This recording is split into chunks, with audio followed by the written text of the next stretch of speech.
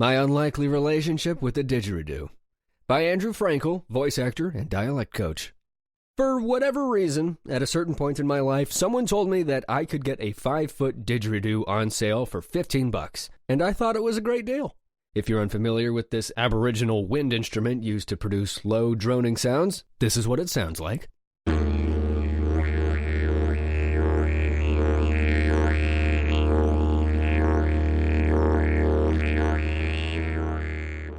It's basically a hollow wooden tube that flutes out on one end that you blow into with your lips together.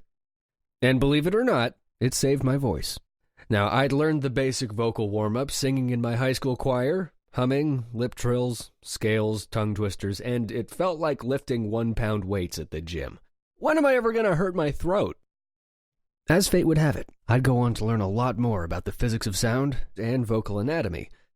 Your throat is basically a tube, and even though you call them vocal cords, they're more like sets of lips that expand and constrict to let air pass through at different speeds. Think about letting air out of a balloon. When you pinch it tight and air pushes its way out, you get a high-pitched squeak. And when you just let the air flop out, you get equally silly low notes. Well, anyway, I bought the didgeridoo, and the more I thought about it, the didgeridoo is just like a big throat, where the lips act like vocal cords. It tickles at first because of all the vibration going into your face, but that's exactly why singers hum. It loosens the vocal pathway and clears out the spaces where your voice resonates. But the key to playing a didgeridoo is breath control. You can't get a good drone going if you run out of breath. And so a big part of learning to play is exercising your breathing so you can exhale consistently for up to a minute at a time. That means learning to breathe with your whole body, storing air in your lungs, pushing it out with your diaphragm, and strategically rationing it so you can keep it flowing. In fact, consistent airflow is exactly how singers are able to hold a note.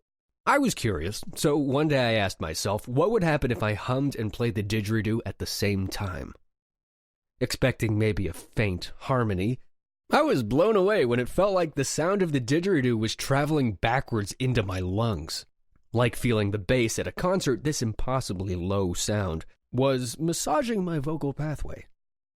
This happened because the way sound fills up a space or resonates depends on how much room you give the sound to travel. By opening my vocal folds to hum, I was giving the didgeridoo sound more room to travel. At the end of the day, what this amounts to is a lot of natural vibrations traveling in a bunch of different directions at the same time as a meditative breathing exercise. The day finally came when I went too far in a voiceover session talking like a pterodactyl. I hurt my throat bad enough to lose a full upper octave of my voice. Notes just weren't coming out.